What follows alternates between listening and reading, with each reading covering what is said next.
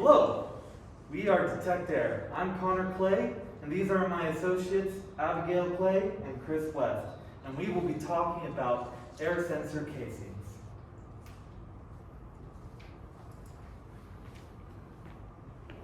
We don't know what's in our air. Along the Wasatch Front, air quality has been an ever-increasing problem in our valleys. We have been chasing this goal. Air quality for a long time, for the last few decades, have been pushing CO2, carbon monoxide, and sulfides from internal combustion engines and other manufacturing processes. With that, we find ourselves in a miasma of dust and hopelessness here. With our current and unique situation of valleys and inversions, we get used to this icy grip that comes around and knocks on our doors all the time. Here, we can grow from this.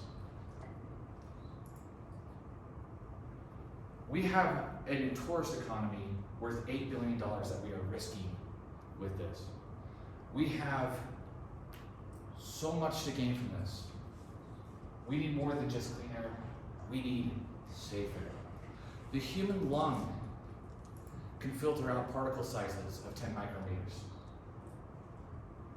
Our current air system technologies can detect sizes of 1 to 3 micrometers. This gap in sensing is alarming. With Detect Air, we have the solution to fulfill that gap and sense that.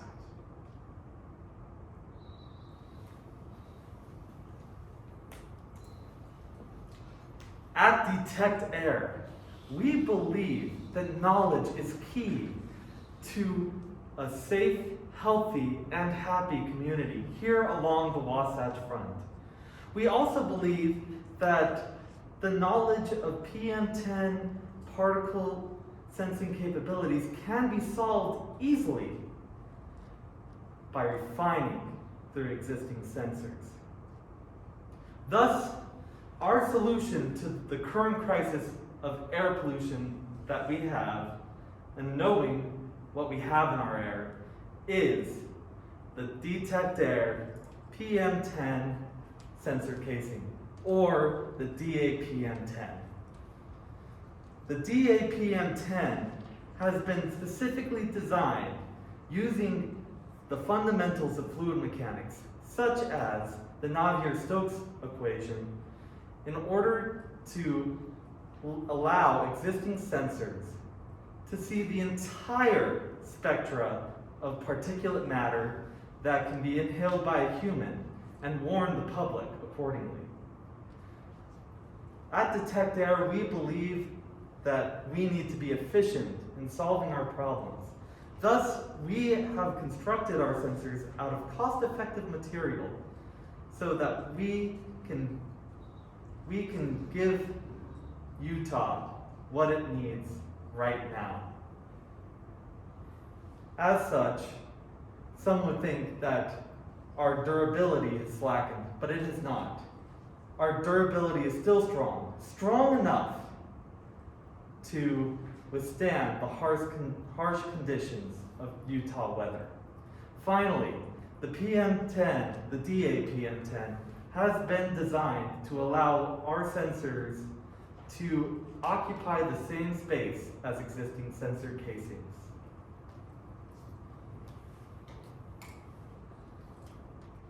Our competitor's solution to not being able to see the full range of particulate matter in the air is to completely redesign the new sensors. This is unnecessary because the sensors we're using can already sense these particles.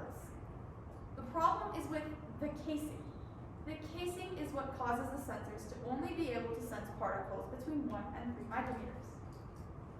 Creating an entirely new sensor would require an overhaul of infrastructure, which would be very expensive and unnecessary and ineffective. But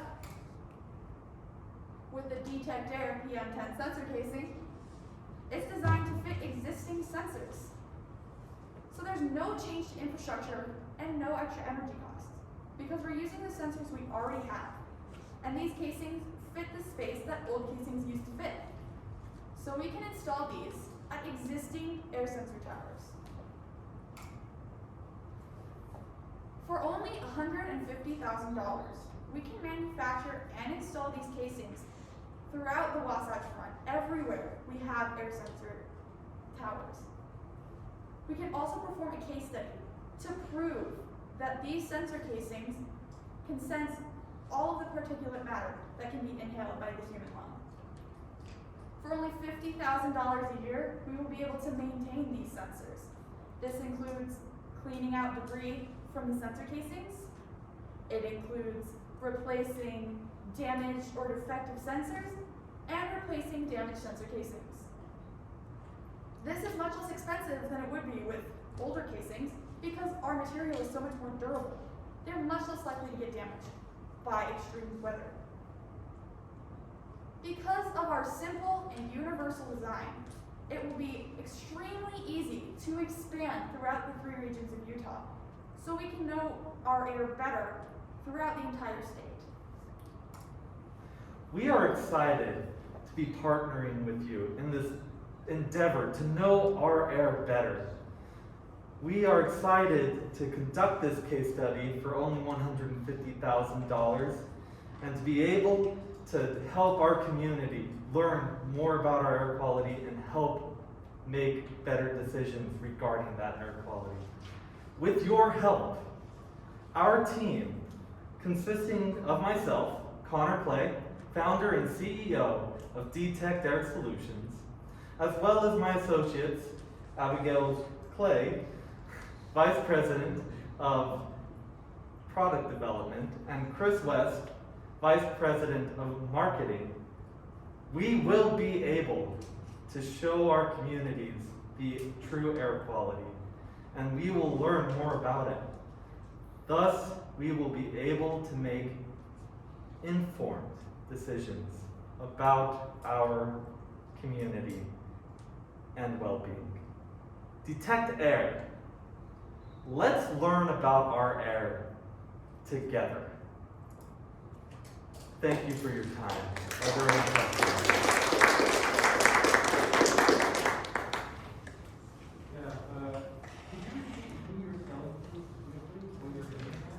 So the people we're selling to is directly to the government.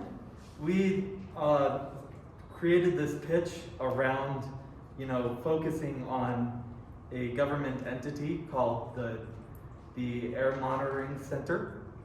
They are the ones that fund us, and that's what our entire pitch is about. Thank you. Any other questions? What are the advantages of staying with inside, say, the same case geometry, if you guys are also still making new cases? So the thing with it is we already have the sensor. If we go back to that one slide, I will go back. Let's see. So I mean, we have the same sensor, which is this right here. Mm-hmm.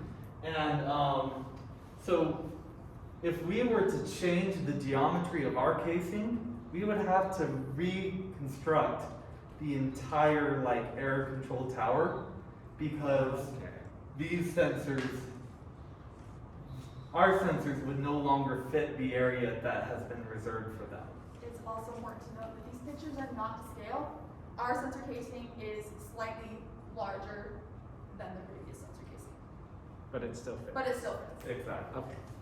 Thank you. So first off, props. I like the imagery, especially at the beginning. That was really great. I apologize because I think I just missed it. What was the exact ask that you were going for with this? We're looking for $150,000 to begin building and installing these, and then $50,000 per year to maintain them. And then and that will be a case study. And then after we have completed this case study, we plan on expanding to the rest of the regions of Utah. I'm sorry, can I ask a follow-up? Yeah. Just so that's what, because your customer is the government, that's like basically funding from them, you're just after. Okay, Yeah. great. I had a question about having had your project. You have your product, but now you want to do this case study. So what studies have you already done with this product that shows that it works in order to begin progressing to this, I assume, larger case study? So we've used, it's called the AirU. We have done research here on campus. Basically it's a big old vat that we can push particulate matter through, and it takes that particulate matter, sucks it in, and then reads the data. So now what we want to do is we want to show what it is in a real world environment. Okay, thank you. Just a question on continuity on, once you've sold to the government, the state of Utah, what are the plans to continue to gain revenue? As our world is we're using all of our resources. Utah's not the only one that's starting to have these problems. And we plan on being there for the rest of the world as that problem continues to grow. Hopefully it doesn't, but we will be there to help. And as our sensor casings are more durable than the previous sensor casings, they are still going to wear and tear just from the environment, so they are going to need to be replaced at some point. Basically the same question, but I have a backup one. So as far as your revenues coming in, do you have a projection of what kind of deal would be made with the government? I felt like there was just a lack of market performance analysis. Well, the state of Utah regularly spends on research projects like this about $5 million per year to fund projects like this, and with the sensors that they're talking about regularly, they are so much more expensive, and because they're so much more expensive, it's really easy for us to slip in and be like, hey, look, we've already got stuff. So, as we grow, obviously our technology will become better to even better understand PM10, particle matter. And so, does that answer your question? Yeah. Okay, thank you. What is the life expectancy for your product? It's about 2 years. 2 years. So what you're saying is that your customer has to switch out these liquids every 2 years? That would be part of our contract. We would switch them out for them. And does that come with a service fee to do? Yeah, that's the $50,000 per year. That we talked about, the $50,000 for otherwise. Okay. That's the $50,000 per year. That's the maintenance. Oh, gotcha. Okay. Yeah. I missed that. Thank you. So you guys have mentioned the improvements that you made on previous technology, and I'm just curious if you guys envision that in the future further potential improvements would be made, or is it mostly a scale development strategy where it's just reaching more customers in more polluted areas? We will always be conducting more research in order to better understand our air quality. Part of it is we're always going to grow, and we're always going to have access to new technology and better technology. So there will be research involved.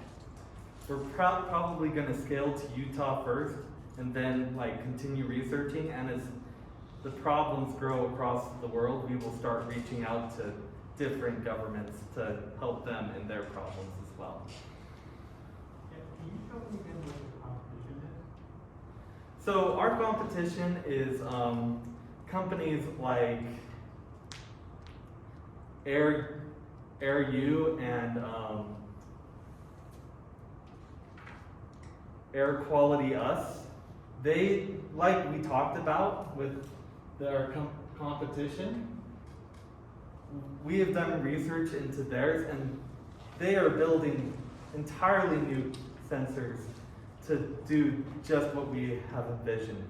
They're not doing they're doing a complete redesign. They're not just upgrading where we are just upgrading the existing sensors because that's what we are able to do with these sensors.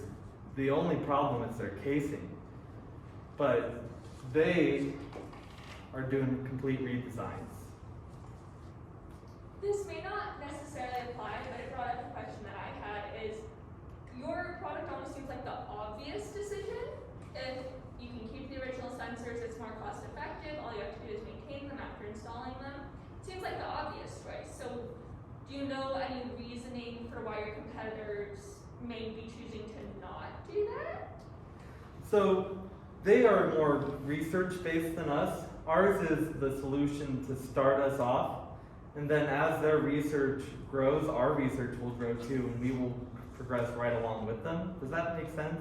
I think so, yes. Yeah. Maybe I can expand on that a little bit further. Our solution is a now solution, and creating entirely new sensors, maybe to be a little more refined in what they sense, would be a later solution. So we're progressing the technology this way, but what we're doing is helping us make informed decisions about like our outdoor activity right now when we need it. Awesome, thank you. I think I missed it, but in terms of scalability, it seems like, and again, I might have missed it, but these sensors, is it something that you could post in critical locations like 5 or 6 in Salt Lake Valley, and then transmit that data and show it over the news and talk about air quality? Or is this something that's like on a per customer basis? Because in terms of scalability, it seems like there's only a few units that would have to be dispersed. And again, I might have missed it, but would, So each air sensor tower takes about 50 units. And that was something that we missed in our presentation. Each air sensor tower takes about 50 units, and this information gets broadcast to, news stations like KSL. I'm sure you've seen their weather updates where they've talked about, oh, it's a red day for pollutants. Our sensors, if they say it's a green, so the old sensors, they could be reading a green day, day with no air pollution, but be missing all of these particles in our air.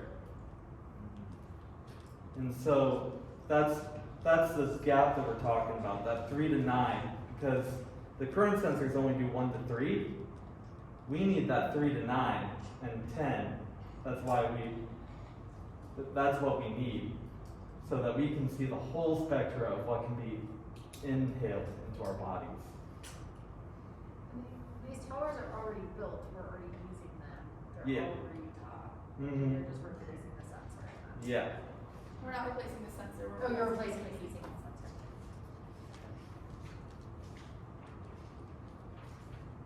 I realized I asked the question already. I appreciated the specificity of the use case question, and I was curious also if you guys do have any idea how soon there would be a difference in an everyday, person's accessibility to that information, understanding that there were maybe previously green days, but now they understand that there's a bit of range of particulates being measured. How fast would that be something that the average person is getting that information from? So, like we talked about with, companies like KSL that use the data from the government, we would be able to know this new data within the time that we set up the tower and started running it. Great, thanks so much. Thank you for your time.